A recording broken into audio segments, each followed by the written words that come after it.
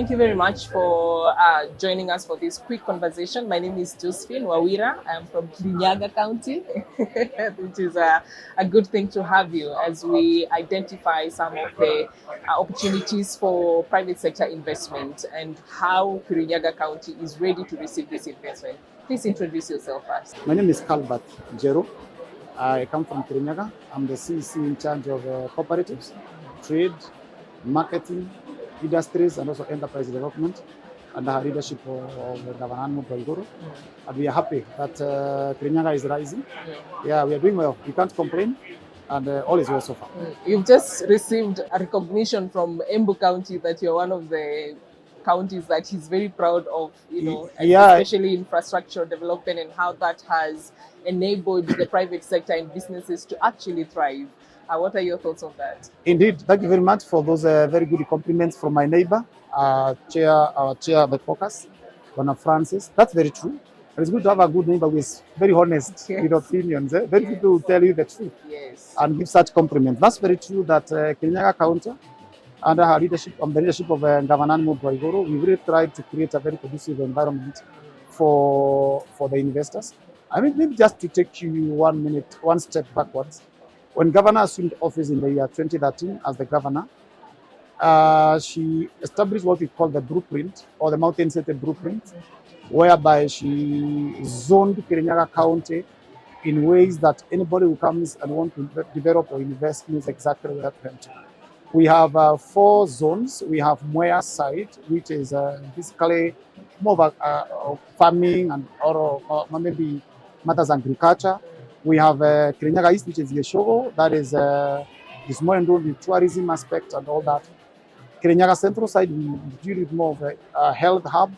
And then Sagana, where we have the industrial zone of the industrial hub. Okay. That's where now we are even trying to establish our kites.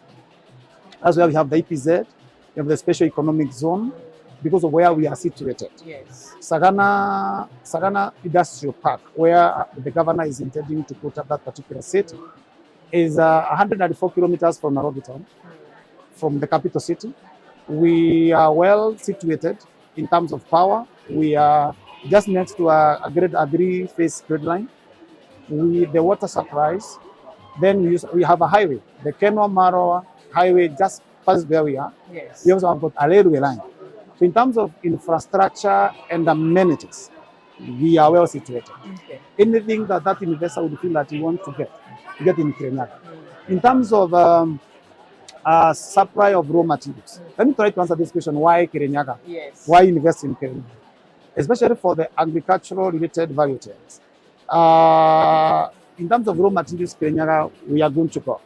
We are the leading producer of rice, actually in the region, not just the country. We are the second best producer of coffee in the country. And actually we should be the best from Kiabu, because in terms of radmas, it's only that Kiabu has overtaken us in terms of quantity because of their radmas. Okay. But in terms of quality, we are doing much better. When it comes to matters coffee, we are doing very well. The governor has really boosted farmers through a program called the Wezesha program by enabling farmers to have seedlings for macadamia, avocado, and also these other seedlings that are really that can be value added. Okay. That is really happening. So that's what she did. In her first term, she invested in giving farmers seedlings for the raw material and for the value chains that we can do well. And now the returns are evident. She has really boosted the dairy sector by giving our cooperatives milk coolers to ensure that their milk doesn't get spoiled. Yes. We're also now helping those particular cooperatives now to do value addition by setting up industries and all of that. In the private sector, we have really given our investors a very conducive environment. That's why you see of late, people are wondering, why is it that every serious investor wants to go to Kirinyaga? We have industries that are very big in terms of unga. You've heard of the Kavagaras, you've heard of the Spencers, you've heard of Nice, we have Lea, we have quite a number. In terms of rice, so many private investors are there. Macadamia, we have quite a number of investors. Avocado, we have Avopro, we have Sagana nuts, and quite a number. In our list of the investors who want to who have expressed interest to invest with us.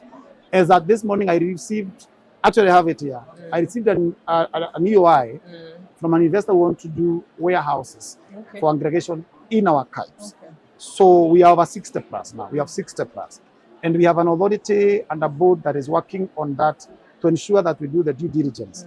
Again, we cannot onboard 60 because we don't have space for that. Yes. We don't have space for that. So we want to them that are really capable, who are competent enough, who can give our people jobs. And are you also in collaboration with other counties where you're saying, okay, this investor wants to come in, we have 50% capacity, 50% capacity that is remaining, we advise that you explore this other county. Do you have that kind of? Indeed, yes. Indeed, yes. Like even from my friend in Embu and also from Moranga, like, where Saganda is situated is at the gate of Mount Kenya, that other side.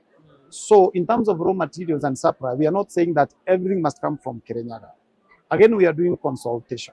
So for example, in Kirinyaga, there are people who do green grams, the dengus, but we don't have the enough quantities for that. So we may not advise an investor to come and really do that. Whereas we have more volumes in Embu. So we are really looking on that kind of a collaboration, whereby for the value chains that we don't have enough volumes and numbers, we can advise and have that kind of collaboration with the neighboring counties. You understand? But for them that we have enough quantities, because this is what we are doing, my sister Josephine. In terms of tomato and these other value chains, we are engaging our farmers in contract farming. The governor has initiated a program whereby every county has got a cooperative, right? We are going to boost those particular cooperatives. So in terms of enabling our farmers to do it and to have that confidence that once we do this kind of investment in terms of agriculture, we shall have returns for our job.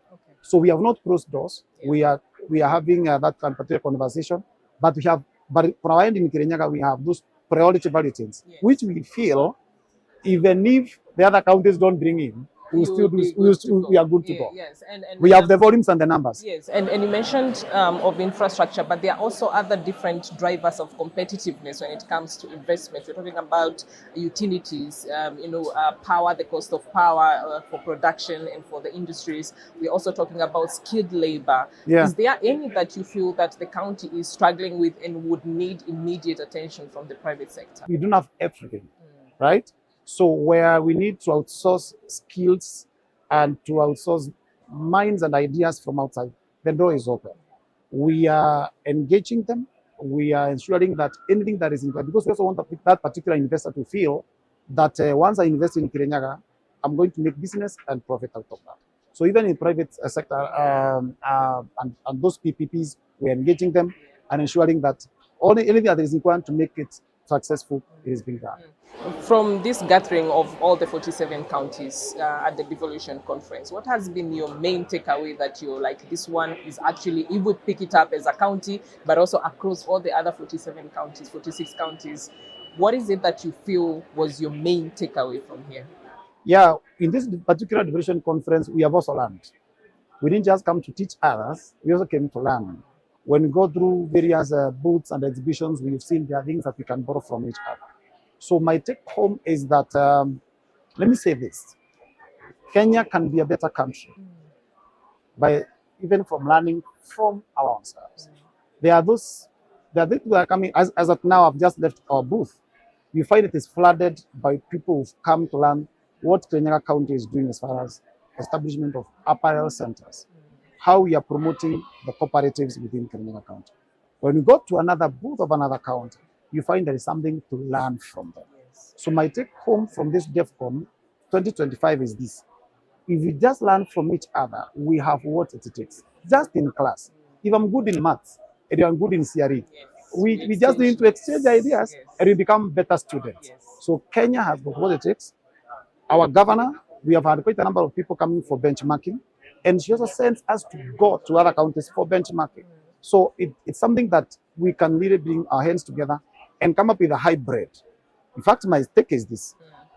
Those people won't go for elected positions thereafter. You don't have to reinvent the wheel. Come to Kirinyaga County. See what Governor Waiguru has done in matters agriculture. See what Governor Waiguru has done in matters education. See what Governor Waiguru has done in matters health. You see? then go to another county. Let me not mention this. Isionekana kama napigia somebody siasa. Go to another county, see and learn. Yes. Then come up with a hybrid of a manifesto, and you are good to go. Yes, thank you very much. That was very insightful, and I hope that at the end of this conference and when we go back to our counties, we are going to pick some of those and enhance the collaboration as opposed to working as individuals and promoting individuality. In as far as we have strengths of our own counties, we can put those thoughts together and implement collaborative strategies that will now enhance the growth of our economic development as a country. Yes. Asante sana Bwana Calbert. Thank you very much, Josephine.